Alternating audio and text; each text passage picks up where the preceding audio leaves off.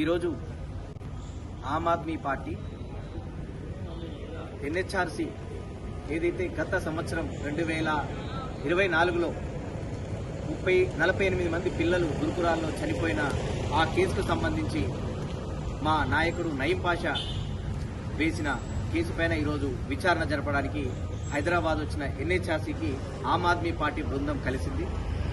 దీంట్లో నిజాలేంటంటే ఈరోజు అలుగు వర్షిణి గారు ప్రభుత్వం తరపున ఇక్కడికి వచ్చిన తను 48 మంది చనిపోయింది నిజమే అని కమిషన్ ముందు ఒప్పుకోవడం జరిగింది. రెండవది ఇంకొక అబద్ధం చెప్పింది.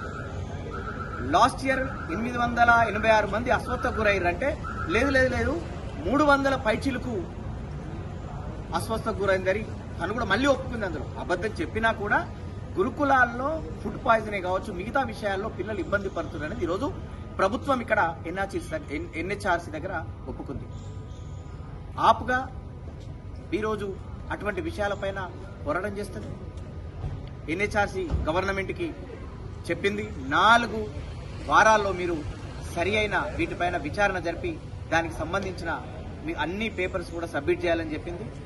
ఏది ఏమైనా కూడా ఈ తెలంగాణలో కాంగ్రెస్ ప్రభుత్వంలో పిల్లలు చనిపోతున్నది నిజం.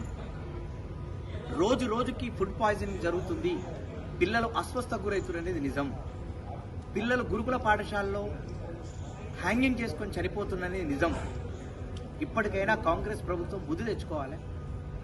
ఇటువంటి విషయాలు జరగకుండా వెంటనే కమిషన్ వేసి అసలు ఎందుకు జరుగుతున్నాయి తెలంగాణలో, అసలు ఇటువంటి పరిస్థితులు ఎందుకు వస్తున్నాయి, ముఖ్యమంత్రిగా మినిస్ట్రీ తన దగ్గర పెట్టుకోవడం కరెక్టేనా అనేది ఈరోజు ప్రభుత్వం ఆలోచించాల్సిన అవసరం ఉందని ఆమ్ ఆద్మీ పార్టీ డిమాండ్ చేస్తుంది.